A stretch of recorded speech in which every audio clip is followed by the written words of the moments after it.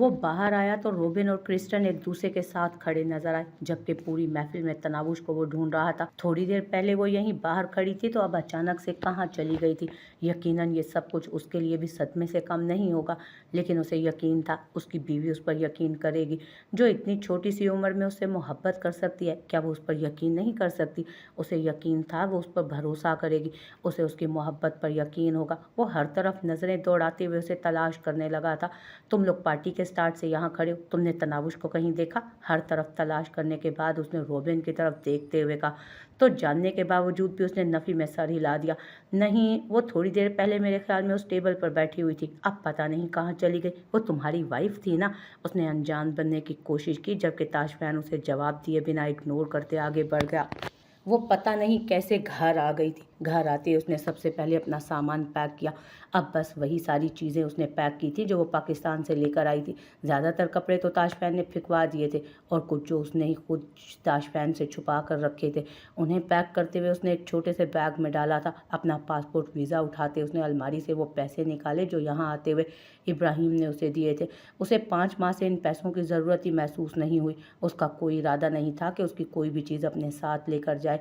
उसने उसकी सारी चीज़ें उसी हालत में वहाँ रखी थी जैसे पड़ी हुई थी। अपने कपड़े लेते हुए उसने वॉशरूम में जाकर अपने कपड़े चेंज किए। ताशफैन को मोहब्बत नहीं थी तो फिर क्या था? उसका दिल सवाल कर रहा था। शायद उसे सिर्फ वक्ती अट्रैक्शन हो गई थी उसकी तरफ। वो सिर्फ वक्ती जज्बात के हाथों मजबूर होकर उसके करीब आ गया था। अब अगर वो उसके करीब आ ही गया था तो अपना हक इस्तेमाल करने में क्या बुराई थी?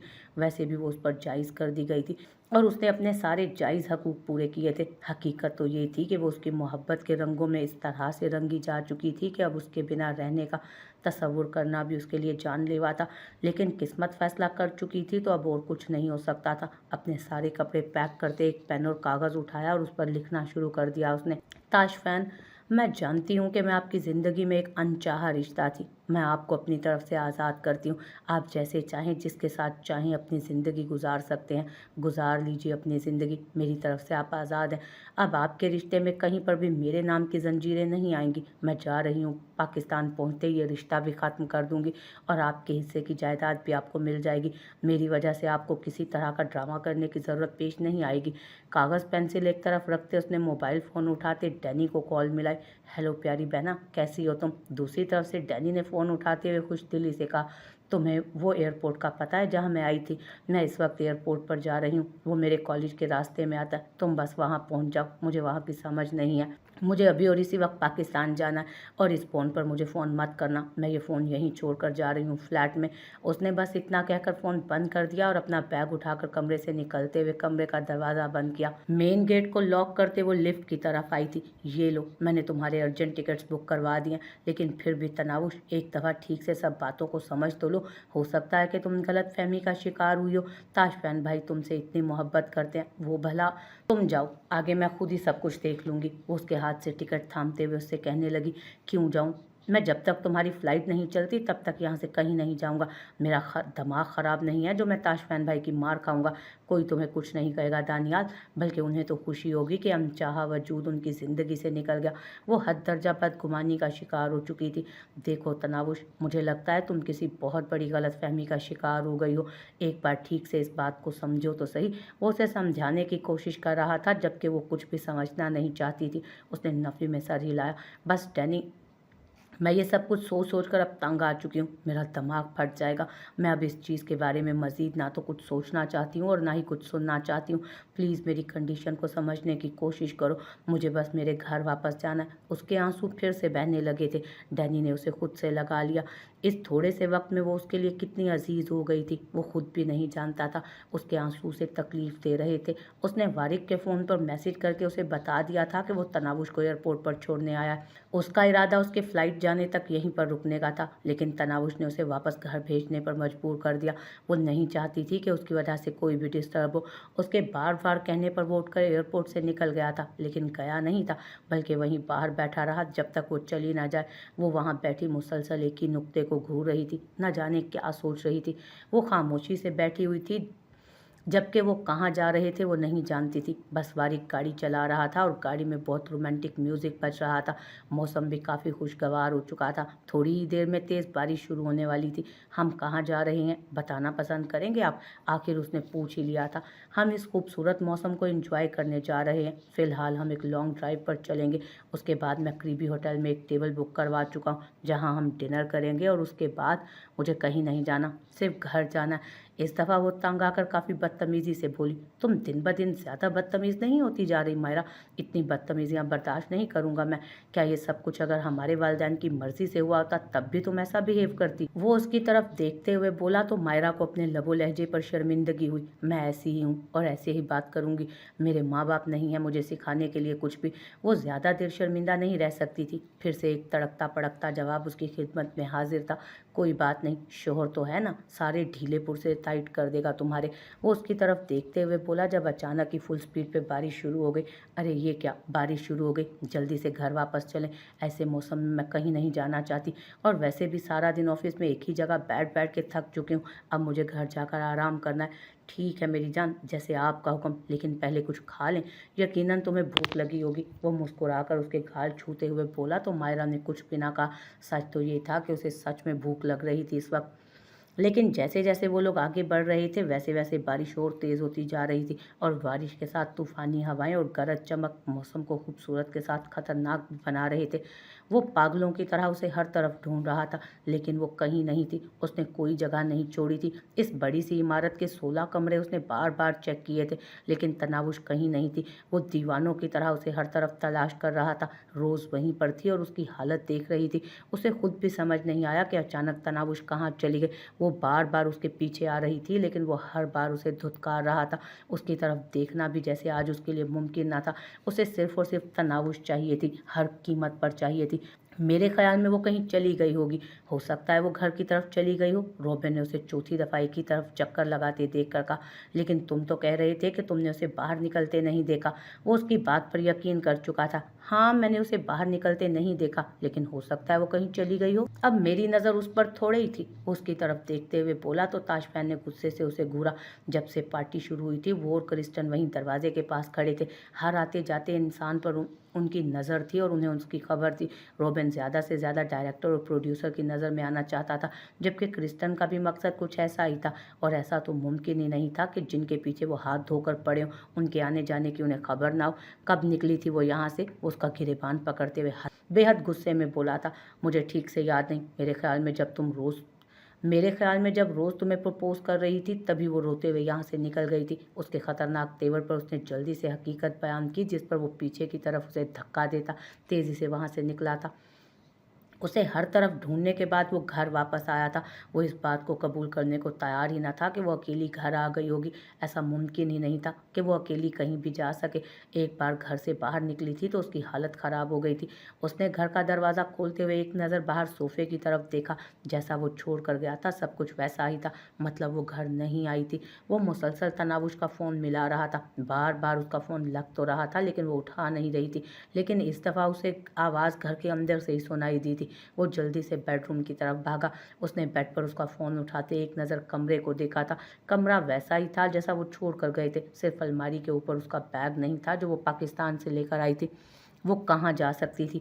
आखिर कहाँ चली गई थी वो? उसका मोबाइल फ़ोन चेक करने लगा। उसने आखिरी कॉल डैनी को की थी तकरीबन सवा घंटा पहले।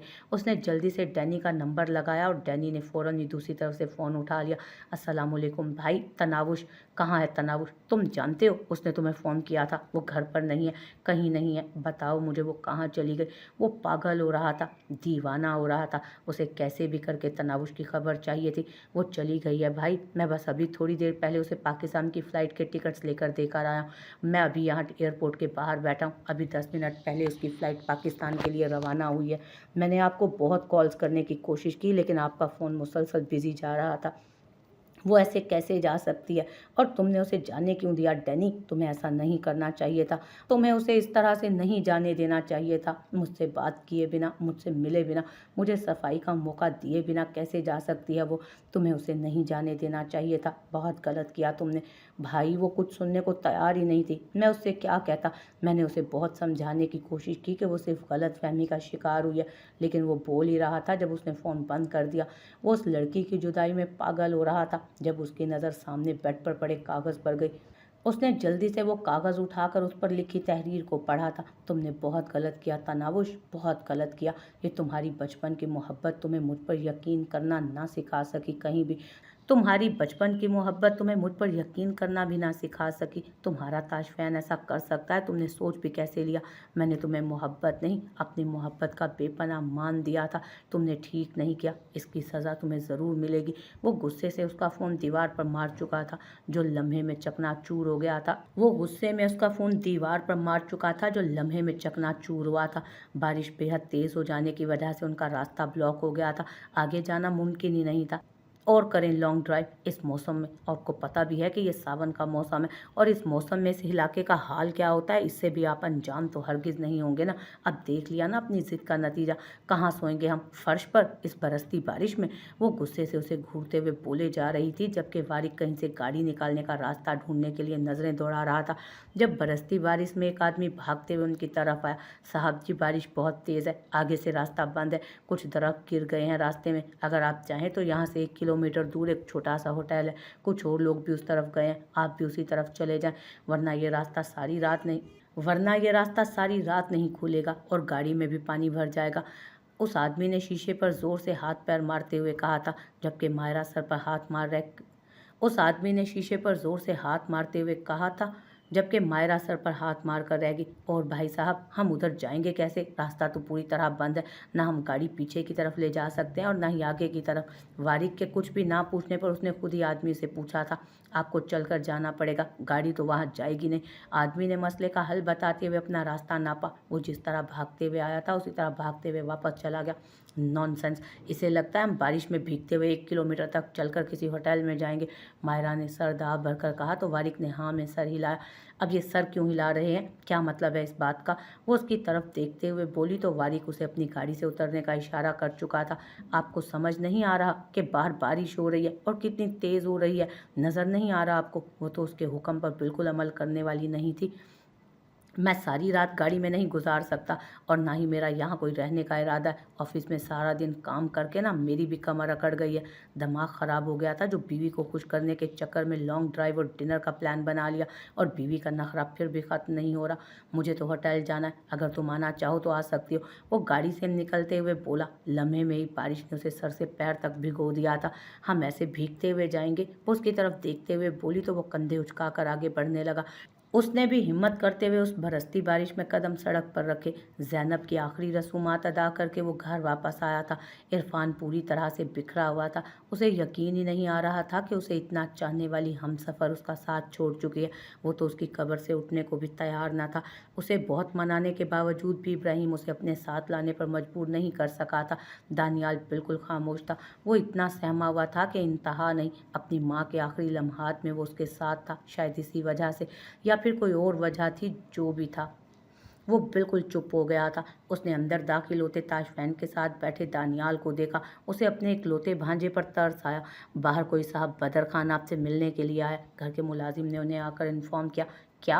बदर खान? वो यहाँ आया? उसकी हिम्मत कैसे हुई मेरे घर में कदम रखने की? मेरे हंसते खेलते घर को उजाड़ कर उसे सुकून नहीं मिला? आज तो मैं इसे गोली मार दूंगा। वो गुस्से से ऊपर इरफान के कमरे में आता अलमारी से उसका रिवॉल्वर निकालते नीचे की तरफ बढ़ा था, जबकि उसकी गुस्से से भरी आवाज़ पर ज़ाइना भी जल्दी से बाहर आई। क्या हुआ है? तुम्हारे सर ये इतना गुस्सा क्यों कर रहे थे? वो मुलाजिम की तरफ देखते हुए पूछने लगी। वो मैडम जी, बाहर कोई बदर खान आया है साहब से मिलने। बस उसी का नाम सुनकर साहब इतना गुस्सा हो गए। उसने तफसील उसे बताई, जबकि बदर खान का नाम सुनकर ज़ाइना के भी रोंगटे खड़े हुए। कहीं वो उसका राज खोलने तो नहीं आया था उसके घर में? खुदाया, आज आपने बारिश बरसानी थी। आपने भी आज ही बारिश बरसानी थी, अब बस कर देना अल्लाह जी प्लीज़। और कितना मौसम ठंडा करेंगे। देखें आपके प्यारे प्यारे बंदों से इस तेज़ बारिश में चला भी नहीं जा रहा। वो एक जगह रुककर खुदा से दुआएं मांगने लगी, जबकि वारिक को उसकी हालत पर हंसी आई। तुम्हारी दुआओं में बहुत ताकत है, लेकिन इस मौसम में ना आवाम सिर्फ बारिश ही मांगती है। वैसे भी बारिशों ने अच्छा खासा अंधेर डाल दिया, तो जल्दी चलो, टाइम नहीं है, अंधेरा और ज़्यादा हो जाएगा तो रास्ता ठीक से नज़र भी नहीं आएगा। देखो तो सही, वो जगह बहुत दूर है, वो उसे समझाते हुए बोल रहा था, जबकि मायरा से तो चला ही नहीं जा रहा था। और ऊपर से बारिश से बचने के लिए वो जितना तेज़ भागने की कोशिश कर रहा था, मायरा उतना तेज़ भाग नहीं सकती थी, क्योंकि उसने हाई हील्स पहनी हुई थी, जिनमें चलना मुहाल था, भागना तो मुमकिन ही नहीं था। ऊपर से ये बारिश, आप आ जाए मैं आ जाऊंगी, वो तंग आते हुए बोली। तो वारिक रुक गया। वो अपनी मासूम सी चालाक बीवी को छोड़कर तो नहीं जा सकता था। एक तो डार्लिंग, तुम्हारे नखरों का मैं क्या ही करूं। अगर मुझे पता होता ना बड़े होकर तुमने ये वाले रंग दिखाने हैं, तो मैं बचपन में ही तुमसे शादी करने का फैसला ना करता। और उसकी तरफ आता हुआ वो अचानक उसे बाजुओं में उठा चुका था। पछता रहे हैं तो अब भी देर नहीं हुई, अपना फैसला वापस ले लें। कौन सा आपको वक्त लगेगा, सिर्फ 3 बोल ही तो बोलने हैं। उसे तपाने का कोई मौका हाथ से नहीं जाने दे सकती थी। बकवास मत करो, वरना होटल लेकर जाऊं या ना जाऊं, यहीं खाई से नीचे फेंक कर मार जरूर डालूंगा तुम्हें, लेकिन तलाक नहीं दूंगा।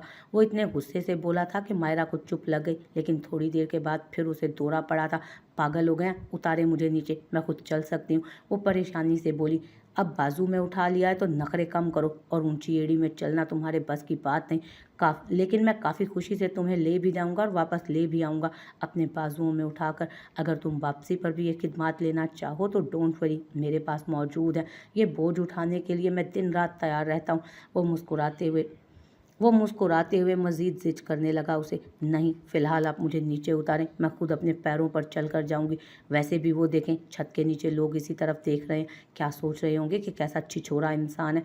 लोगों की सोच के बारे में तो मैं नहीं जानता, लेकिन तुम मेरे बारे में क्या सोचती हो, इसका अंदाज़ा मुझे बहुत अच्छे तरीके से हो रहा है। मैं तुम्हें कब, कहाँ, किस मकाम पर छिछोरा लगा, यहाँ भी मैं सिर्फ तुम्हारी मदद करने के लिए आया हूँ। और जिन लोगों का तुम जिक्र कर रही हो कि हमें देख रहे हैं, तो मोहतरमा, वो अपने आप को बारिश से बचाने के लिए इस छत के नीचे बैठ कर ना भीगने का रास्ता ढूंढ रहे हैं। उनके पास इतना टाइम नहीं कि वो हम पर वेस्ट करते फिरें। वो मुस्कुराते हुए कहता उसे यूं ही उठाए 1-2 मंजिला बिल्डिंग के अंदर दाखिल हुआ था। अब तो उतार दे नीचे, अब तो होटल भी आ गया, वो शर्मिंदा होकर उसे कहने लगी। तो इस दफ़ा वारिक ने उसे अपनी बाजू से उतारते हुए अपना कोट निकाल कर उसके कंधों पर फैलाया, क्योंकि उसके कपड़े उसके जिस्म के साथ चिपके हुए थे और वारिक को गवारा ना था कि उसकी बीवी को कोई इस तरह से देखे। ये क्या है, इतना छोटा सा कमरा, उसको तो दूसरी नज़र देखना भी नहीं पड़ेगा, क्योंकि एक ही नज़र में ख़त्म हो जाता है। और ये सिंगल बेड, हम इस पर सोएंगे, आपकी जगह कहाँ होगी और मेरी जगह कहाँ होगी, और ये सिर्फ बाथ गाउन हम ये पहनेंगे। वो कमरे का पूरा जायज़ा लेते हुए उसे सुनाने लगी। ये नहीं कि वो इस मौसम में रुकने की जगह मिल जाने पर शुक्र अदा करती, वो तो उल्टा उसी को सुना रही थी। हाँ, ये कमरा इस बारिश में मिल गया ना, ये भी गनीमत है। और ये बात सोचकर शुक्र करो कि तुम्हें पहनने के लिए कुछ तो मिल गया ना, कम से कम ये भीगे कपड़े पहनकर सोना तो नहीं पड़ेगा। और फिर होटल की इंतज़ामिया ने कहा है ना कि वो हमारे कपड़ों को ड्राई क्लीन करवाने का भी इंतज़ाम करवा देंगे। और इस बेड की तो क्या खूब कहें, इसके लिए तुम्हें बिल्कुल भी परेशान होने की ज़रूरत नहीं। आपके साथ कोई गैर नहीं, आपका अपना ज़ाती शोहर है, जिसके साथ आप रोज़ की तरह चिपक कर भी सो सकती हैं। और जैसा कि आप मुझ पर आधी से ज़्यादा रात को चढ़कर सोती हैं, यहाँ भी वैसे ही सो सकती हैं। हम इतने बड़े बेडरूम में सोते हैं, इतने बड़े बेड पर आराम करते हैं, ऐसा आपको महसूस होता है, लेकिन आपको ये नहीं पता कि आप सारी रात मेरे ऊपर सो रही होती हैं। आपके लिए आपका बेड, आपके शोहर का ये सीना, जिस पर आप सारी रात बेखबर पड़ी रहती हैं, और आपको कोई होश भी नहीं होता कि आपने किस तरह से रहना है और क्या करना है। और यहाँ सारी रात आपका शोहर आपके इतने करीब आ जाने पर अपने जज्बात कंट्रोल करके आपको खुद से लगा कर सुलाता है। मेरी हिम्मत को सारी ज़िंदगी सराहती रहोगी ना, तब भी कम नहीं होगी।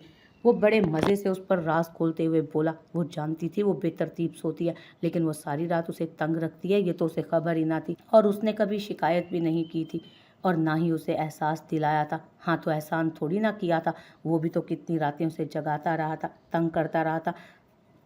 कभी उसने शिकायत की? कोई एहसान नहीं करते आप मुझ पर, अगर मुझे अब खुद पर सुलाते हैं तो आपका फ़र्ज़ है। वो कहकर सीधी वॉशरूम में घुस गई थी, जबकि वारिक के चेहरे पर मुस्कुराहट बिखर गई। मैं अपने फ़र्ज़ निभाता हूँ जाने मन, आप अपने फ़र्ज़ निभाएं। उसका रोमांटिक मूड ऑन हो चुका था।